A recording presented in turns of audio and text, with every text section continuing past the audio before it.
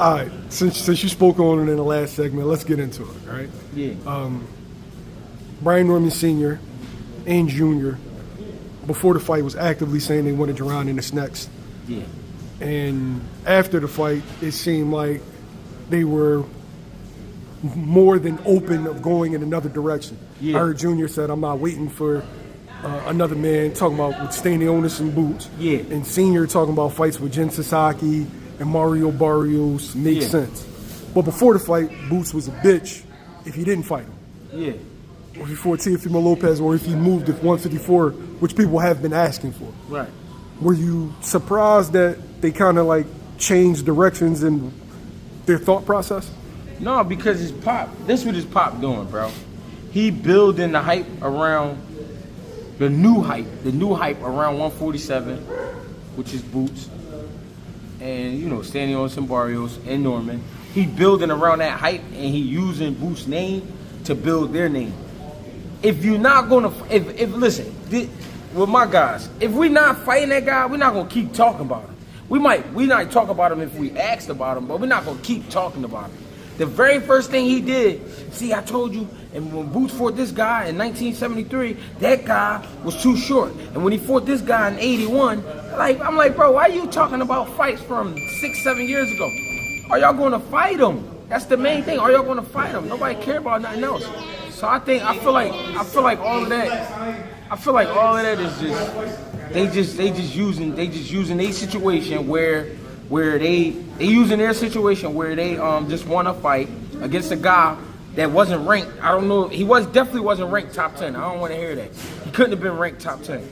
He wasn't ranked, and all of a sudden we the boogeymen at 147. No.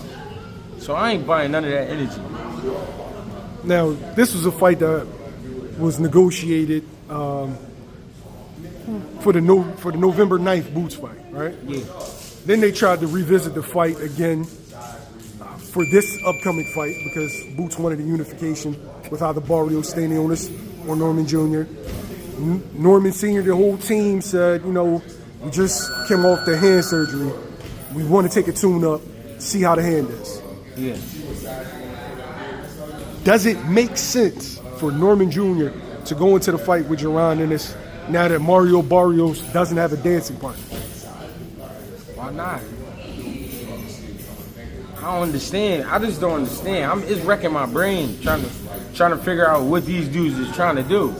If I'm the man, if I'm one of the guys at 47, I'm a belt holder, and I'm saying I'm better than all of them guys, get them to me. Once Boots and Stanionis do what they do, and we figure out what's going on over there, all right, come on. They just fought a week ago. The Boots fight next week. Boots fight next week. The timeline makes sense. Everything adds up. They both going to be done with their fights in a matter of 2 weeks. So the next camp could be dedicated to them two fighting each other.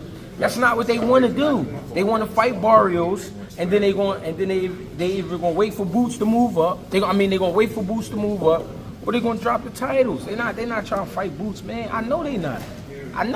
It's not enough there. There's no disrespect. It's not enough there though. Is it a money issue? It's not a money issue. It's that kid, 23 years old, and he could possibly get destroyed fucking with Boots and everything they did, all the hard work they did, everything that his father ever been through with boxing, and everything they've been through in life. All of that can go down the drain in one night. You gotta remember, Santillian was supposed to beat that kid. I agree. Norman stepped up to the plate, did what he's supposed to do. Norman come back, he beat Cuevas. All right, cool. What's up though? But they not trying to do that. That's not what they really trying to do. Because my words, if that was me speaking on behalf of my son, my words would be, listen.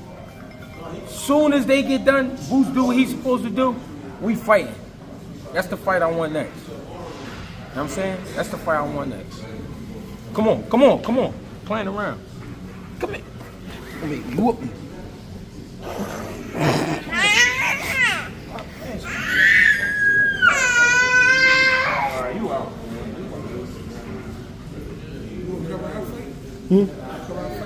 Screaming and shit. 19?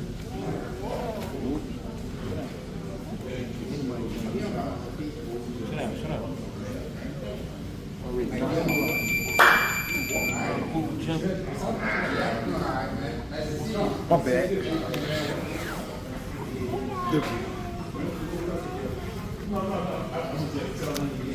Bob Arum. Bob Arum is on record trying to make Teofimo Lopez versus Jaron Ennis. Yeah. Last fight. Yeah. Still actively wants it this fight. Yeah. Turki Al-Ashiki wants it for the next fight. Yeah. Is it a good look that your own promoter is negotiating against you on a fight that you're claiming that you want? Bro, they not invested in that kid, bro. You know how? He just fought on a Michaela Mayer undercard. Michaela Mayer was coming off a fight with Sandy Ryan that was like a good fight, and they come you on the undercard of a Michaela. No disrespect to Michaela Mayer, she a great fight. I'm not fighting on her undercard, and I'm a champion. I'm a world champion, a grown man. I'm fighting on a Michaela Mayer undercard. No, it ain't like it's a Clarissa Shields undercard. You fighting on Michaela Mayer undercard? No, we ain't doing that. Not doing that. And my bad, Mill, cut you off. What's the white boy, bald head white boy working for Top Rank? Fat boy, he be getting in the ring. Oh, Carl Moretti, right? Look at Carl Moretti's face after that fight. He was like, oh God, this motherfucker did it again. They trying to find guys to get rid of him, but not guys that's gonna cost them a lot. Cause where did Cuevas come from? All right, we found Cuevas. Cuevas is a puncher, right? But even though he ain't punching nobody official, and I'm saying that because Brian Norman Sr., he like to bring up Boots opponents.